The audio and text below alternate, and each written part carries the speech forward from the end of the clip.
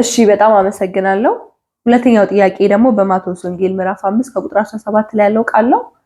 ይህም ቃል እኔ ሕግንና ነቢያትን ለመሻር የመጣው አይምሰላችሁ ልፈጽም እንጂ ለመሻር አልመጣውም ይላል እና ይህንን ጥቅስ ተጠቅመው ብዙዎች ሕግ እንዳልተሻረ ጌታ ኢየሱስም ደግሞ ሕግን እንደፈጸመ ይናገራሉ። እና አንተ ይህን ጥቅስ እንዴት ተረዳዋለህ?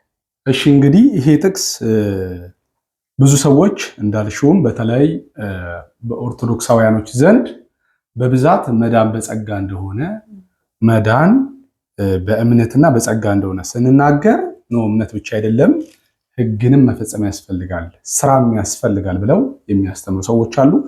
እነሱ ትምህርታቸውን ለመደገፍ የሚጠቅሱት ጥቅስ ነው። ሕግም እንዳልተሻረና ሕግን መፈጸም እንደሚያስፈልግ የሚናገሩት የመጽሐፍ ቅዱስ ጥቅስ ነው። ግን ሐሳቡ ስለምን እንደሚያወራ ግልጽ እንዲያደርግልኝ መልሼ ላንብበው። ማቴዎስ ወንጌል መጽሐፍ ምዕራፍ 5 ከቁጥር 17 ላይ ያለ ቃል ነው አይደል? እኔ ሕግንና ነቢያትን ለመሻር የመጣው አይምሰላችሁ ልፈጽም እንጂ ለመሻር አልመጣሁም።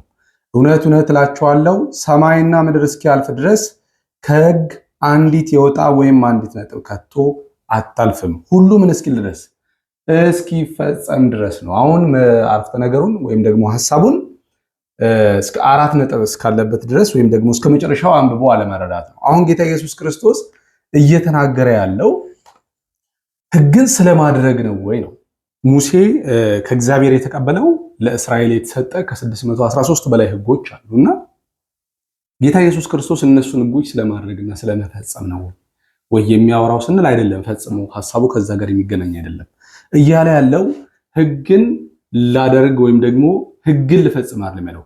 ሕግንና ነቢያትን ልፈጽም እንጂ ለመሻር አይደለም የመጣሁት። ልፈጽም እንጂ ካለ በኋላ ወረድ ይልና ሰማይና ምድር እስኪያልፍ ድረስ አንዲት ነጥብ ከቶ አታልፈም፣ ሁሉ ምን እስኪል ድረስ እስኪፈጸም ድረስ ስለሚል ምን ማለት ነው ቃሉ ብለን ስንጠይቅ በብሉይ ኪዳን ለምሳሌ ስለ ጌታ ኢየሱስ ክርስቶስ በሕጉም በነቢያቱም አስቀድሞ የተነገሩ የተጻፉ መጽሐፎች አሉ።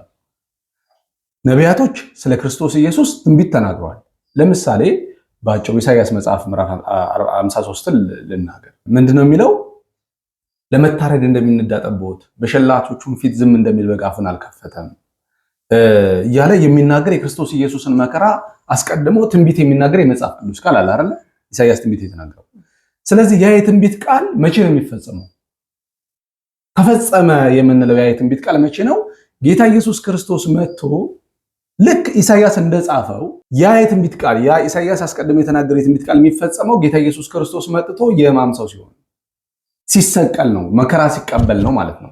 ስለዚህ ያ የትንቢት ቃል ምን አለ እንላለን? ይዘሰት ተፈጸመ እንላለን። ስለ ክርስቶስ ኢየሱስ የተናገረው የትንቢት ቃል ተፈጸመ። ለምሳሌ በሕጉ በሙሴ ሕግ ውስጥ ቤተ መቅደሱ፣ ካህናቶቹ፣ መስዋዕቱ፣ ካህናቱ፣ ነቢያቱ በሙሉ የሚያወሩት በትንቢት አገልግሎት ውስጥ ጥላ ሆኖ ያገለገሉት ማንን ነው? የመገናኛው ድንኳን ታቦቱ። እስራኤል በምድረ በዳ ሲመጣ አለት ተሰንጥቆ ውሃ ሲጠጡ ከሰማይ መና እየወረደ መና ሲበሉ ያ ሁሉ በሕግ ውስጥ የነበረው ቃል ሕጉ የሚያወራው ስለማን ነበረ? ትንቢት ሲናገር የነበረው ስለ ክርስቶስ ኢየሱስ ነው አይደለ? ስለዚህ ስለ ክርስቶስ ኢየሱስ ነው የሚያወራው። ስለዚህ ያም እንደ ትንቢት ቃል ነው። ሕጉም ስለ ክርስቶስ ኢየሱስ በጥላ ውስጥ ሆኖ ምን ይል ነበር ማለት ነው? ይናገር ነበር። ልክ እንደዚህ ነቢያቶችም አስቀድመው ስለ ክርስቶስ ኢየሱስ መምጣትና በክርስቶስ ኢየሱስ ስለሚሆኑና ስለሚደረገው ስለሚከናወነው ነገር ምን ይሉ ነበር? ይናገሩ ነበረ ማለት ነው። ለምሳሌ ይህንን ግልጽ ለማድረግ አንዳንድ የአዲስ ኪዳን መጽሐፍቶች ላይ እንመጣና ጌታ ኢየሱስ ክርስቶስ እንዴት እነኛን ሕግና ነቢያትን እንዴት እንደፈጸመና እንዴት እንዳጸና እንመለከታለን። ለምሳሌ በሉቃስ ወንጌል መጽሐፍ ምዕራፍ 4 ከቁጥር 19 ላይ ያለውን ቃል አለ።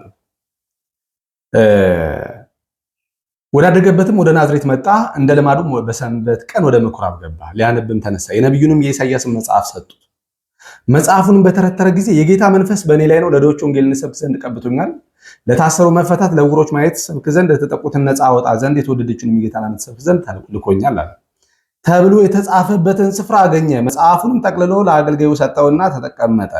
በምኩራብም የነበሩት ሁሉ ትኩር ብሎ ሲመለከቱት ነበር። እርሱም ዛሬ ይህ መጽሐፍ በጆሮአችሁ ተፈጸመ ይላቸው ጀመር ይላል። ይህ ቃል ኢሳይያስ አስቀድሞ በኢሳይያስ 61 ላይ የተነገረ የትንቢት ቃል ነው። ስለዚህ ያ የትንቢት ቃል መቼ ነው የተፈጸመው? ጌታ ኢየሱስ ክርስቶስ መጥቶ ይህንን መጽሐፍ አንብቦ ይሁ በጆሮአችሁ እንደሰማችሁ ተፈጸመ አለ። በማን የሚፈጸመው? በመሲሁ። ስለማን የሚናገር መጽሐፍ ስለሆነ? ስለ መሲሁ የሚናገር መጽሐፍ ስለሆነ ማለት ነው። ጌታ ኢየሱስ ክርስቶስ ከመምጣቱ በፊት በሕግም በነቢያትም የተነገረውን ቃል መጥቶ እያንዳንዱን ቃል በቃል መፈጸም አለበት። እያንዳንዱን ማለት ነው።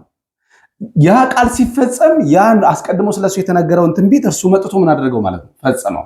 ለምሳሌ እነሆ ድንግል ተጸንሳለች፣ ወልድ ልጅንም ትወልዳለች፣ ስሙንም አማኑኤል ይሉታል የሚል የትንቢት ቃል አለ አይደል? ለምሳሌ ይሄ የትንቢት ቃል ኢሳይያስ 7 ላይ ይሄ የትንቢት ቃል መቼ ነው የሚፈጸመው? ድንግል ስትወልድ።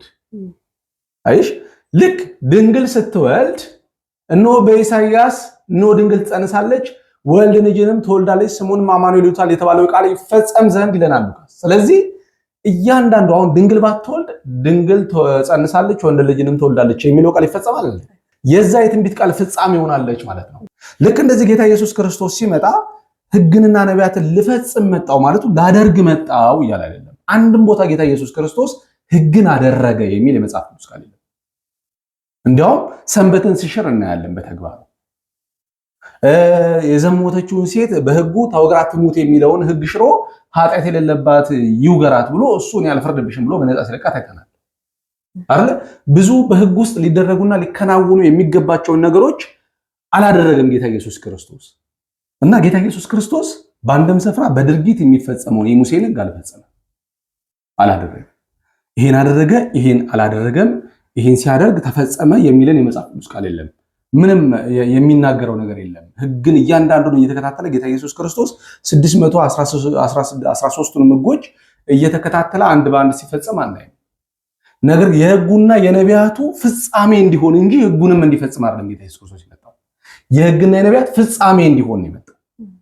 መጽሐፍ ሲናገር በአፉ ተንኮል አልተገኘበትም፣ ስጋውም ከኃጢአት በቀር በነገር ሁሉ ምን ያለ ነው? የታመነ ነው ይላል። ሕግን በመፈጸም ሳይሆን ፈጽሞ በኃጢአት ነገር እርሱ የማይከሰስ ፍጹም የሆነ ሰው ነው። በአፉም ተንኮል አልተገኘበትም እንጂ ልክ እንደ ፍጥረታዊ ሰው ይህንን ሕግ እየፈጸመ ያንን ሕግ እያደረገ እያንዳንዱን እያደረገ ባደረገ ቁጥር ደግሞ ይህን አደረግኩ ይህን አደረግኩ የሚል የመጽሐፍ ቅዱስ ማስረጃም አልተቀመጠልንም። መጽሐፉ የሚነግረን ሲፈጸም ነው የሚጽፍልን። ልክ የሆነን ቃል ካነበበ በኋላ የሆነ ነገር ካደረገ በኋላ ይህም በጆሮአችሁ እንደሰማችሁ ተፈጸመ ይላችኋል። ለምሳሌ ሌላ ጥቅስ ለምሳሌ ላምጣልሽ። ማቴዎስ ወንጌል መጽሐፍ ምዕራፍ 21 ላይ ጌታ ኢየሱስ ክርስቶስ ወደ ኢየሩሳሌም በምን ሲገባ አይተናል? በአህያ ሲገባ አይተናል አይደል? ግን መጽሐፉ ምን ይላል እዛ ጋር? ለጽዮን ንጉሥሽ የዋህ ሆኖ በአህያ ውርንጫይቱ ላይ ተቀምጦ ወደ አንቺ ይመጣል የተባለው የነብዩ ቃል ይፈጸም ዘንድ ይህ ሆነ ይላል። እሺ፣ ስለዚህ ጌታ ኢየሱስ ክርስቶስ በአህያ ሆኖ ወይም በውርንጫይቱ ሆኖ ወደ ኢየሩሳሌም ሲገባ አስቀድሞ በነብይ የተጻፈው ቃል ይፈጸም ዘንድ ነው ይላል። ስለዚህ ኢየሱስ ክርስቶስ በአህያ ወደ ከተማይቱ ሲገባ የተባለው ቃል ምን አለ ማለት ነው? ተፈጸመ ማለት ይፈጸም ዘንድ ስለሚል ማለት ነው። እስቲ እንደገናም የዮሐንስ ወንጌል መጽሐፍ ምዕራፍ 13 ላይ ስለ ይሁዳ ሲናገር ምን ይላል? እንጀራዬን የሚበላ በእኔ ላይ ተረከዙን አነሳብኝ ያለው ቃል ይፈጸም ዘንድ የሆነ ነው የሚለው። ስለማን ነው የሚያወራው? ስለ ይሁዳ ማለት ነው። ስለ ይሁዳ ይህም ቃል ተፈጸመ ማለት ነው። እያንዳንዱን ቃል ተፈጸመ ይፈጸም ዘንድ እያለ መጽሐፉ ሲናገር እንሰማለን ማለት ነው በመጽሐፍ ቅዱሳችን።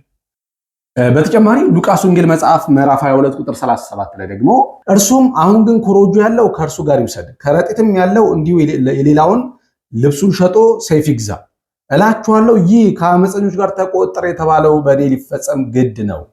አሁን ስለኔ የሚሆነው አሁን ይፈጸማል አላቸው። እሺ፣ ሰይፍ የሌለው ንብረቱን ሸጦ ሰይፍ ይግዛ። ለምን? ከአመፀኞች ጋር ተቆጠረ የተባለው ቃል በእኔ ይፈጸም ዘንድ፣ በመጽሐፍ ስለኔ የተጻፈው ደግሞ ይፈጸም ዘንድ አላቸው። ስለዚህ ሕግንና ነቢያትን ልፈጽም መጣው ማለቱ ስለ እርሱ የተነገሩት ቃሎች እሱ መጥቶ መፈጸም አለባቸው እያለ ነው። መጽሐፍ ቅዱስ መፈጸም አለባቸው እያለ ነው። በተጨማሪ ደግሞ በሌላም ስፍራ የዮሐንስ ወንጌል መጽሐፍ ምዕራፍ 28 ላይ ያለው ላምብልሽ። ከዚህም በኋላ ኢየሱስ አሁን ሁሉ እንደተፈጸመ አውቆ የመጽሐፉ ቃል ይፈጸም ዘንድ ተጠማው አለ። በዚያም ሆምጣጤ የሞላበት ዕቃ ተቀምጦ ነበር። እርሱም ሆምጣጤውን በሰፍነግ ሞልተው በሂሶጵ አድርገው ወደ አፉ አቀረቡለት። ኢየሱስም ሆምጣጤውን ከተቀበለ በኋላ ተፈጸመ አለ። ራሱንም አዘንብሎ ነፍሱን ሰጣ። ይህ ምንድን ያለው? ከዚህም በኋላ አሁን ሁሉ እንደተፈጸመ አውቆ የመጽሐፉን ቃል ምን ይል ዘንድ ይፈጸም ዘንድ። አለበለዚያ ለምሳሌ ሕግና ነቢያት መጥቶ ክርስቶስ ባይፈጽማቸው ኖሮ ተፈጸመ ብሎ ባያረጋግጥልን ኖሮ የእግዚአብሔር ቃል አይደለም ብለን እንጥላቸው ነበር። አየሽ? ነገር ግን ጌታ ኢየሱስ ክርስቶስ በምድር ላይ ሲመላለስ የተፈጸመ የትንቢት ቃል አለ። ደግሞ ወደፊትም ደግሞ የሚፈጸም ገና ያልተፈጸሙ የትንቢት ቃሎች አሉ። እነሱንም እንመለከታቸዋለን።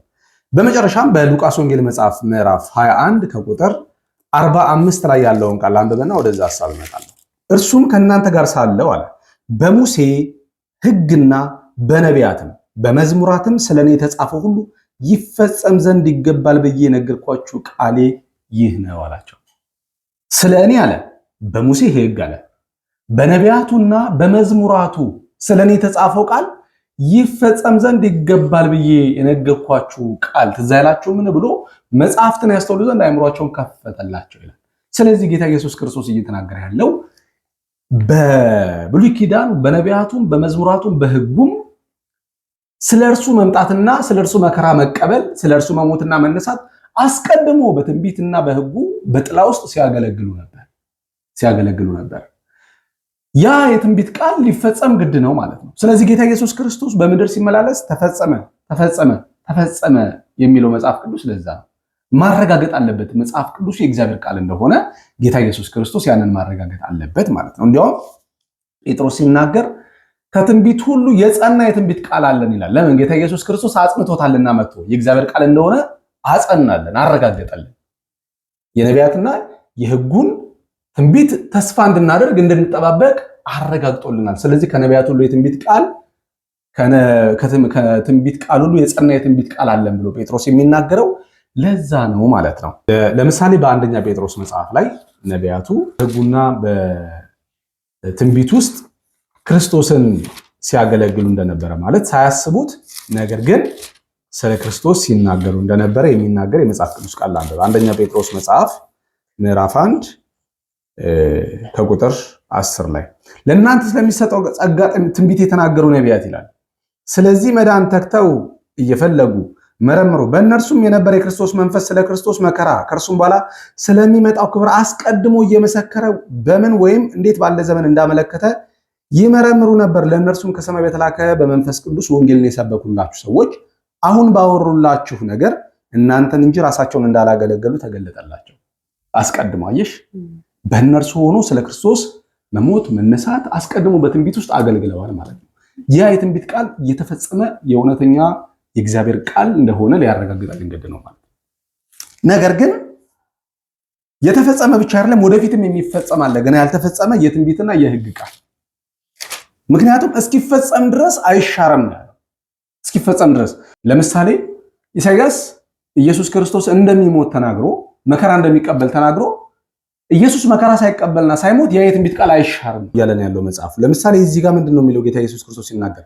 እውነት እውነት እላችኋለሁ ሰማይና ምድር እስኪያልፍ ድረስ ከሕግ አንዲት የውጣ ወይም አንዲት ነጥብ ከቶ አታልፍም፣ ሁሉ እስኪፈጸም ድረስ ሰማይና ምድር እስኪያልፍ ድረስ። ገና ጌታ ኢየሱስ ክርስቶስ ለምሳሌ በሕጉ በያዕቆብ ቤት እንደሚነግስ ተናግሯል።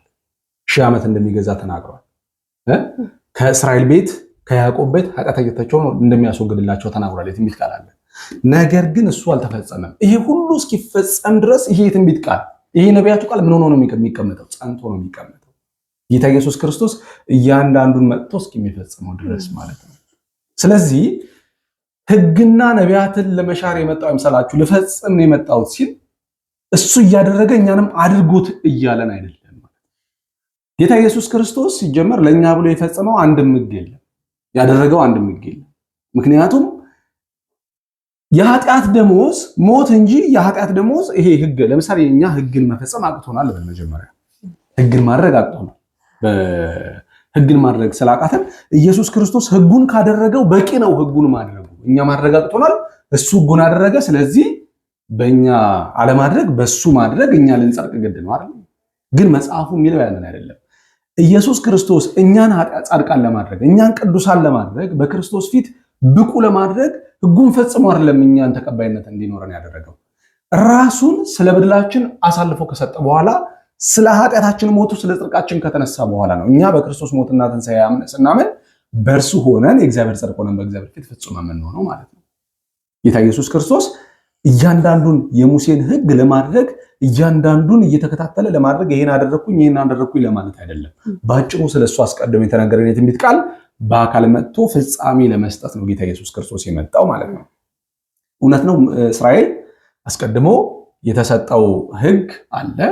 ያ የተሰጠው ሕግ ግን እንዲድንበት ወይም ደግሞ ሕያው ሊያደርግ የሚቻለው ሕግ ተሰጥቶ ቢሆን ኖሮ ጽድቅስ በሕግ በኩል በሆነ ነበር ይላል። ነገር ግን ሕጉን ማድረግ እንኳን ቢቻል ሕጉ ሰውን ሕያው ማድረግ አይችልም። ሰው ሕጉን ማድረግ ቢችል እንኳን ሕጉ ሰውን ሕያው ማድረግ አይችልም። አየሽ፣ ሕጉ በባህሪው ደሞዝ ይሄ መልካም የሆነውን ደሞዝ መክፈል አይችልም። ለምሳሌ ጻድቅ ሕግን የፈጸመ ሰው ለምሳሌ ሕግን ፈጽመሻል አይደል? ኦኬ ሕግን ፈጽመሻል ብሎ ሕጉ የዘላለም ሕይወት አይሰጥሽም። ባህሪው አይደለም የዘላለም ሕይወት መስጠት ማለት ነው። ነገር ግን መጽሐፍ የሚያደርገው በእርሱ በሕይወት እንዲኖር ሙሴ ጽፏል ይላል። በሕይወት እንዲኖር ማለት ለምሳሌ ሕጉን ስታደርጊ በሕይወት ትኖሪያለሽ። በምድር ላይ የምትኖሪው ዘመን ይጨመርልሻል። በድንጋይ ተወግረሽ አትሞችም፣ ተሰቅለሽ አትሞችም። በሙሴ ሕግ መሰረት ምንም አይነት ፍርድ አይተላለፍብሽም። የሚያደርገው በሕይወት እንዲኖርበት ማለት ነው። ሕጉ በሕይወት እንዲኖርበት የተጻፈ ነው እንጂ አድርገው ሕያው እንዲሆኑበት አይደለም። በባህሪው ሕጉ እንድናደርገው የኛን ብቃት የሚጠይቅ እንጂ ከሱ ለኛ የሚሰጠን ምንም አይነት ነገር የለም ማለት ነው። ነገር ግን መጽሐፍ ሲናገር ጳውሎስ እንግዲህ 3 ሕጎች አሉ በመጽሐፍ ቅዱሳችን። ጠቅላላ አድርጌ ሐሳቡን ላውራ። የሙሴ ሕግ አለ ወይም የሥራ ሕግ አለ። እንዲሁም ደግሞ የህሊና ሕግ አለ። አሕዛብ በልባቸው ውስጥ የተጻፈ ሕግ እንዳላቸው ሮሜ መጽሐፍ ምዕራፍ 2 ቁጥር 14 ላይ ይናገራል። እንዲሁም ደግሞ አሁን በዚህ ዘመን የተሰጠን የሕይወት መንፈስ ሕግ አለ። የሕይወት መንፈስ ሕግ በክርስቶስ ኢየሱስ በኩል ለእያንዳንዳችን የተሰጠን ማለት ነው። ስለዚህ አሁን የምንጸድቀው የምንድነው በህሊና ሕግም ሳይሆን በሙሴ ሕግም ሳይሆን በሕይወት መንፈስ ሕግ ነው። ሁልጊዜ እኮ ሕግ አለ። ሰው የሚጸድቀው በሕግ ነው። ነገር ግን በየትኛው ሕግ ነው? አሁን ጽድቃችን የሚመዘነው በየትኛው ሕግ ነው? በሙሴ ሕግ ነው? በህሊና ሕግ ነው? በሕይወት መንፈስ ሕግ ነው ስንል አሁን ጳውሎስ ሲናገር ምን ይለናል? ሮሜ መጽሐፍ ምዕራፍ 3 ላይ እንደዚህ ይላል። ሮሜ መጽሐፍ ምዕራፍ 3 ቁጥር 27 ላይ ሰው ያለ ሕግ ሥራ በእምነት እንዲጸድቅ እንቆጥራለን ወይስ እግዚአብሔር የአይሁድ ብቻ አምላክ ነውና የአሕዛብስ ደግሞ አምላክ አይደለምን? አዎ የተገረዘን ስለ እምነት ያልተገረዘንን በእምነት የሚያጸድቅ አምላክ አንድ ስለሆነ የአሕዛብ ደግሞ አምላክ ነው። እንግዲህ ሕግን በእምነት እንሽራለንን? አይደለም እናጸናለን አለ። እንግዲህ ሕግን በእምነት እንሽራለንን? አይደለም እናጸናለን አለ። ግን የትኛውን ሕግ ነው የምናጸናው? የትኛውን ሕግ ነው የምንሽረው የሚለው ቃል መመለስ አለበት። ከላይ ከፍ ብሎ ምን ይላል ጳውሎስ ራሱ ሲናገር? ትምክህት እንግዲህ ወዴት ነው አለ። ቁጥር 27 ላይ እርሱ ቀርቷል። በየትኛው ሕግ ነው? በሥራ ሕግ ነውን? አይደለም በእምነት ሕግ ነው እንጂ ይላል። ስለዚህ ከላይ 2 ሕጎችን አስቀምጧል። ከታች ሕግን እንሽራለንን? አይደለም እናጸናለን ካለ በኋላ ጳውሎስ ግን የትኛውን ሕግ ነው እናጸናለን እያለ ያለው? ከላይ 27 ላይ ከፍ ብሎ እዛው ጋር ትምክህት ወዴት ነው? እርሱ ቀርቷል። በየትኛው ሕግ ነው አለ። በሥራ ሕግ ነው? አይደለም በእምነት ሕግ ነው እንጂ ይላል። ወረድ ብሎ ሕግን እንሽራለንን? አይደለም እናጸናለን ሲል የትኛውን ሕግ ነው? የእምነትን ሕግ ማለት ነው። ደግሞ በክርስቶስ ኢየሱስ በኩል ያለው የሕይወት መንፈስን ሕግ ማለት ነው። ስለዚህ አሁን ሕግ አለ ወይ? አዎ። በሕግ ነው ወይ የሚጸደቀው? አዎ። በየትኛው ሕግ? በሕይወት መንፈስ ሕግ ማለት ነው። ይሄኛው ሕግ በእምነት የሚሰራ ነው። በእምነት የሚገኝ ጽድቅ፣ በእምነት የሚገኝ መዳን ነው ማለት ነው። ስለዚህ በአጭሩ ይህንን ይመስላል። የቀረ ሐሳብ ካለ ደግሞ በተጨማሪ እያብራራን ጥያቄዎችን እየመለሰን እንቀጥላለን። አመሰግናለሁ ስለ ጥያቄው። እሺ ተመልካቾቻችን ስላዳመጣችሁን እናመሰግናለን። የጌታ ኢየሱስ ጸጋ ከሁላችሁ ጋር ይሁን። ሌላ ጥያቄዎችንና ውይይቶችን ይዘን ወደ እናንተ እስክንመጣ ድረስ ሰላም ቆዩ።